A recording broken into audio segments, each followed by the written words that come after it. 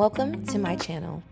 I love fashion, real estate, health, fitness, business, and all that good stuff. So welcome to the ride. Hey guys, so I wanted to do a mini vlog for the new year because I didn't get my full vlog in because the holidays, it's just such a busy time. It's rough. So I was, kind of planning my content for the next year, and I'm like, I think I'm gonna do my full vlogs bi-weekly and just go ahead and do mini vlogs so I can push out more content. So I wanted to start off strong, start off the new year, just kind of giving y'all a mini vlog. And those are just gonna kind of be like my other topics. Like if I wanna give y'all an update on real estate or like my intrusive thoughts that happened during the week or whatever that looks like. And so, yeah, I just first want to say Happy New Year. 2023 for me personally was an extremely difficult year, like mentally. And it's large in part if you followed this channel because I quit my job. And a lot of times I think we just underestimate the amount of grit and sacrifice and things that we're gonna have to go through. And so it hit me very hard. I will say, I feel like a part of me was really prepared for the journey because I hated corporate so much, and I was just tired of being miserable. And so I think a lot of it just comes from me being uncomfortable and not just as miserable as I was. Like a lot of times my emotions come a lot more from oh, I'm worried, or I just need to know that this is going to work out, or I'm scared about how this was going to work out, or what if it slows down in 2 months? That's more so my concerns with real estate and fashion and just kind of taking that big leap. But it's just really been, and just the other stuff that happens, your friendships, your family, all the stuff that happens. This year was just kind of really eye-opening and kind of a rough year. And, I'm really looking forward to next year being I planted a lot of seeds this year, and I don't know if I'm gonna reap a full harvest next year, but I'm planning on seeing some sprouts, okay? I'm planning on seeing some growth, and I'm honestly really excited about it. And yeah, so I was like, with that came with my YouTube, because that's something that I really want to grow because I really enjoy doing it. And now that I truly have the time to kind of do stuff like this that I really enjoy, I want to put more effort into it. I want to put more content out, starting with this. So yeah, this one is not going to be one of my longer videos. It's going to be one of my quick touches. I just want to touch base. So I hope that you all are planning. I hope that you all are praying and preparing, to go into this new season. I know a lot of us go into it with our workout goals, maybe compared to what you had last year. If you said you were going to work out 3 times a week last year, did you do that? Yes or no? And, let's really work on keeping commitments to ourselves this year. That's one thing that I think. So with health, of course, I really wanted to master nutrition this year, and I think I took leadways, but not how I wanted to. So that's something I'm going to really actively work on this year. Again, just, I've already gotten to my fitness goals, well, not body-wise, but, I kind of know what I'm doing in the gym now. I know how to work my body out. I understand my muscle groups. That's something that was important for me to learn, and now it's time to take it up a notch, with nutrition. So it's just certain things, certain goals that I've been just really meditating with, praying on. And so I pray that for you all as well. I just wanted to talk about something because I just got back from vacation. Well, I went to see my family for the Christmas holiday. And I just wanted to talk about something because a lot of my goals are financial too for the next year. Getting investments to start a business, making sure, praying for financial discipline, making sure that I'm being a good steward over the financing that I do have. That is something that is extremely important to me. But I think because I'm about to turn the number after 29 in 4 weeks, it's just caused me, while reflecting over this year, I've done a lot of reflecting over my 20s. And what nudged me into just making this video today is because I went to the hair store when I got home. I went to the hair store, and I walked in the hair store, and I was like, it's always men in these hair stores, y'all. It's always Asian men. I don't know if they're I think the guy that I was talking to was Indian at this store, but it's they're always, some form of an Asian man. And I just thought about it, the older you get, the different you look at money, the different you look at profit and finance. And for us, for those who are watching who are Black, I just came to a realization. I was like, I think Black people are so this like dream of like, you should turn your passion into profit. And I'm not saying that's not true. If you have a passion and it can be profitable, you absolutely should chase that. But I want to challenge it a little bit. I feel like we're the only community that really pushes that. Like, I genuinely do. We're the only community that really is just like, you have to be passionate about something. And these other communities, like, y'all just really think about it. For my women, when you go into these nail shops, you see a lot of Asian men doing nails. You think they passionate about doing nails? I was talking, what launched me into this is because not only were these Asian men always at these stores, so I started thinking about that. But when I went up there, I asked them for some hair glue. And I said, what kind is that? And I was like, no, give me that one. And he was like, oh, are you using it for your eyelashes? And I just started thinking, I was like, man, like I've gone to school with Asian women. I've worked with Asian women in corporate. Very few Asian women I know wear weave or like eyelashes and stuff. Like, yeah, you have some, but to the extent, this is like a Black culture thing for us to use eyelash, like hair glue for our lashes. So how does he know that? And I just started going on this series of thoughts, and I was like, this man ain't passionate about owning a hair store. You think he's passionate about knowing no, it's profitable. They come into our communities, they service us, and they profit off of us. And it's because they have the mindset of, I don't have to be passionate about this to make money from this. And it makes me think like, a lot of times we should have that mindset too. And I've always really loved fashion, but for example, I worked at a job where our company shared our profits. And it's like, we try to go into the most glamorous businesses. We want to be fashion, we want to be rappers, want to be entertainers or producers. And we want to we want to own the nice buildings and stuff. And we don't really look at like need-based businesses in our community. And so I was thinking like, man, we got these profit sharing checks, and me and my friend were trying to figure out what to do with it. And I was like, I'm going to use it to invest in my fashion business. And I was like, what if me and her would have put together our money and opened a laundromat? And it's like, if you go and tell people like, hey, open tax businesses, open laundromats, hair stores, take a drive through your community. Okay? And look at what you think is recession proof. Like, take a drive and see what lasted through COVID, what's lasted over 20 years that you're like, how in the world is this business still here? Those are probably the businesses that we need to be investing in, but they're not as glamorous as the stuff that we want to do, because we're always like, let's chase this passion instead of saying, hey, let's get this profit. Like, let's get something we can pass on in our family. Let's get something that can service us so that we can actually chase our passion, right? And I was thinking, okay, so then I sent me down a spiral. I'm like, how much do laundromats make?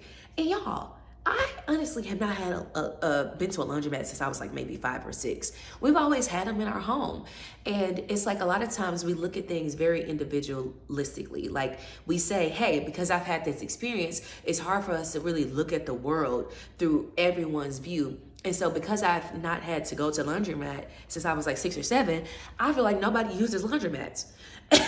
And so when I was in Atlanta, I was looking, I had to show some houses, and I had to use the restroom really bad. So I pulled over into this, what are they called? I can't think about it. I can't think of the term at this point, where all the stores are together, whatever. So I pull in, I come out, and what do I see? A freaking laundromat is right there, right?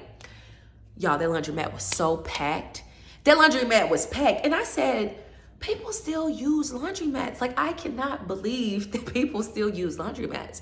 And that may sound privileged, and I'm aware of that. I just did not think, I'm like, it's no way that these things are so profitable. Y'all, the average, and not even in small towns, the average laundromats make about $5,000 to $25,000 per month. And I'm gonna be very clear. I started crunching the numbers down. That's on the low end. You talking about a Saturday or a Sunday, $100 to $500 a day is what they say the average laundromat makes. And that depends on, excuse me, I feel congested. I have a lot of mucus right now. So, and that really depends on if it's self-service, how many washers and dryers you have. But just like they said, the average makes $100 to $500 a day. I know for a fact these people made more than $500. They probably made at least $1,000 to $2,000 that day, just that day. But just really think about that, y'all.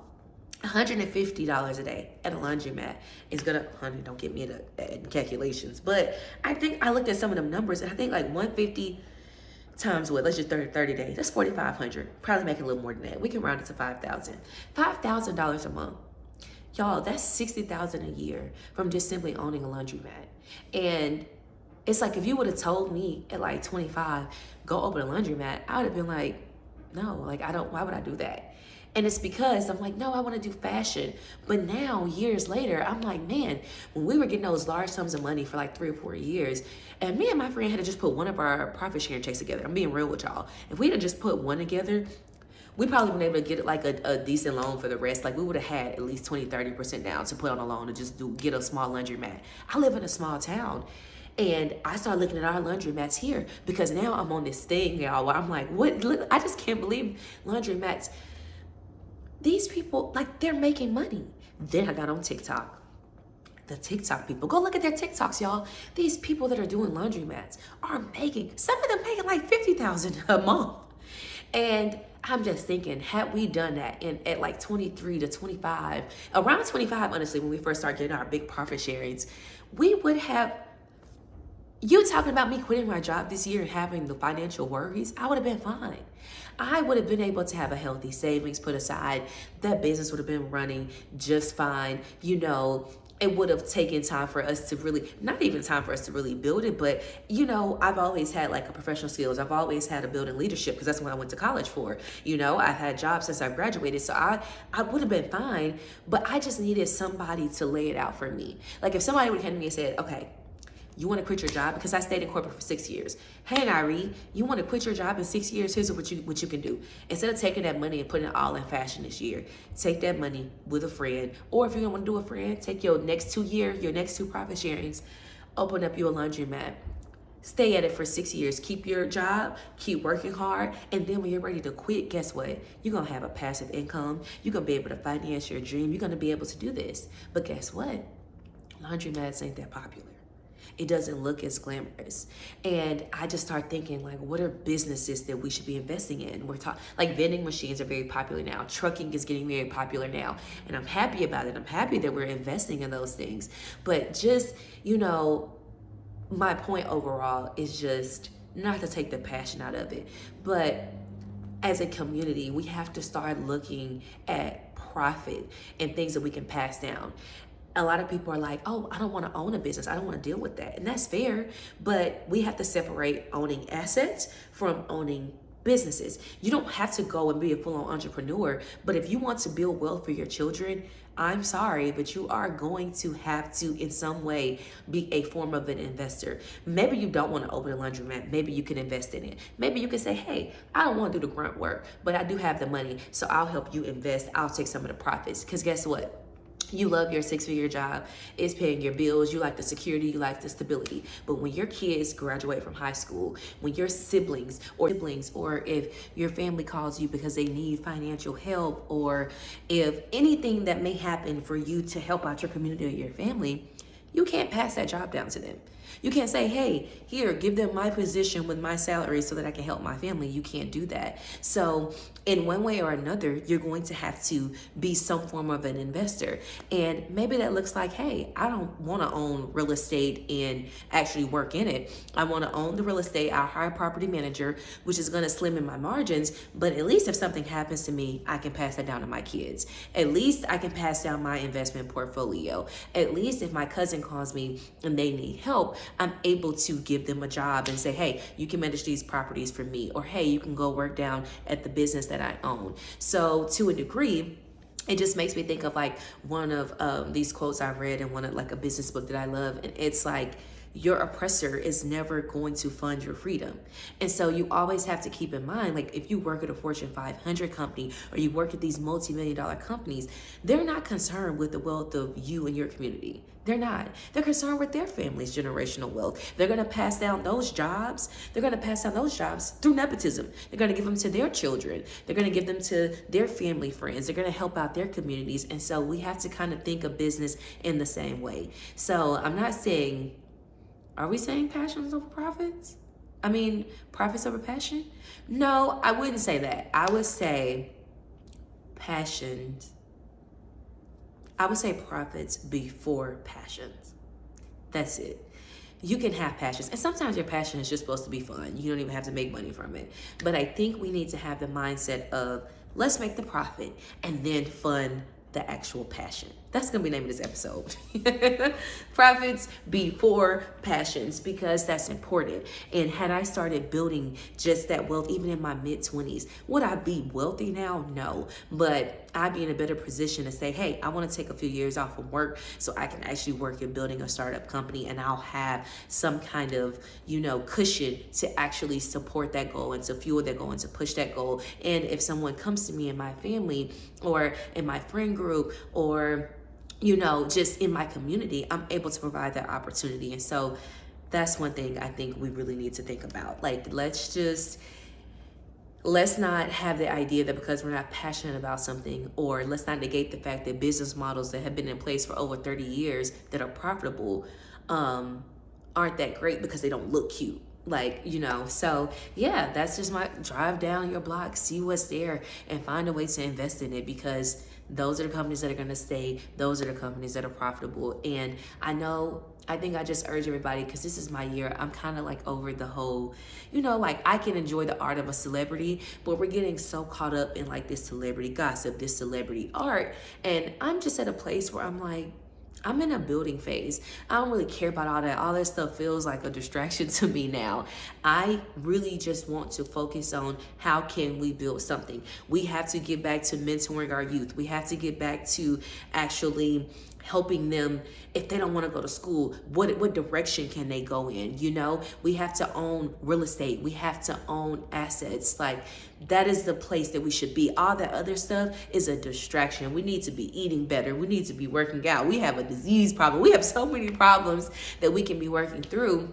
And that's why, like, towards the end of the year, I kind of, towards the end of the year and the very first month of the year, I always take like a mini social media break, because it's time for me to kind of refocus and regroup and really get aligned with my goals. So yeah, I just want to say that.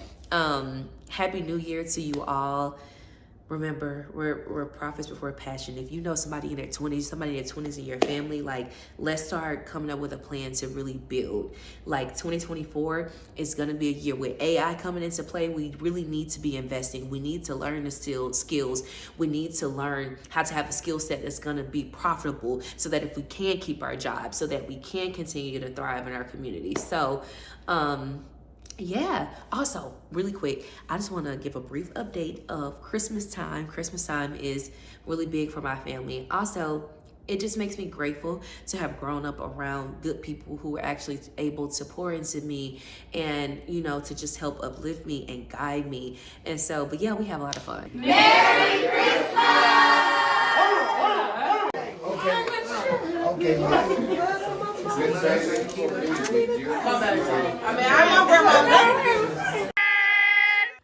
Oh shit.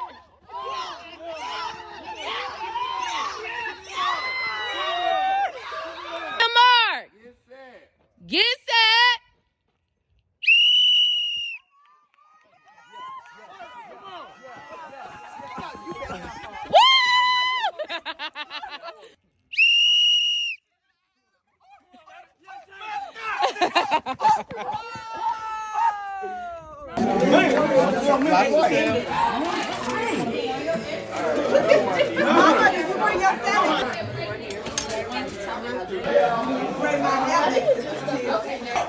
Madison, you might have went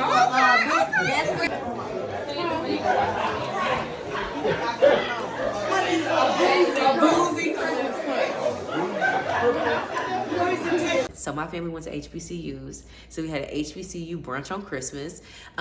We do a theme every year for like Christmas night. So this year the theme was Halloween versus Christmas.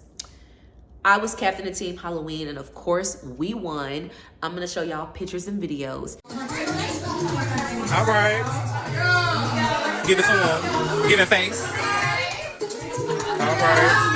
Wait, before we go on, the whole thing is Okay. All right, you do that. All right. Little one. It's giving. Yo. Come on. All right.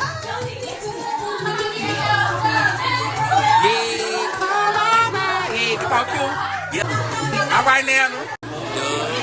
You see. Yo.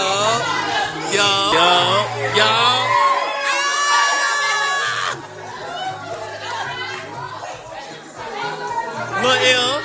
All right. Thank you. Yo. Hey. Oh. Okay. You know what? That's like, Oh, we ran the white horse.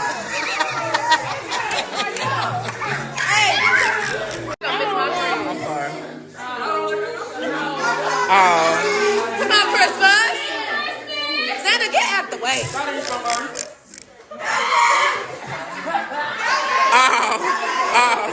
Oh.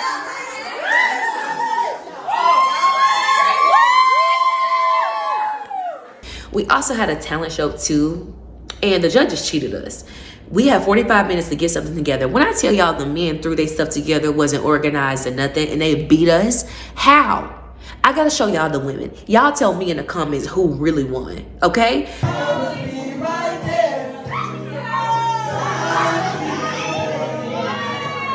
Everybody knows it.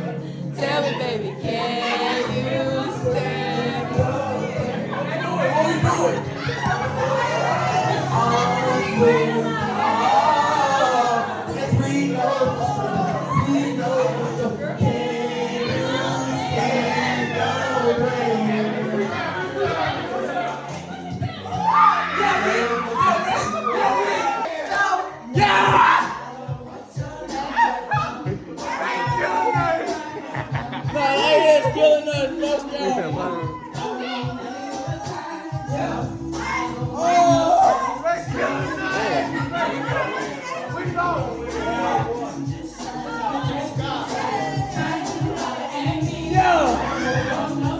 Mama, keep going. Mama, keep going.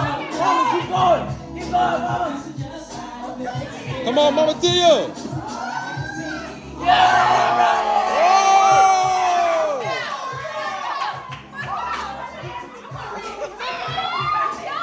Because I still feel played about that. But either way,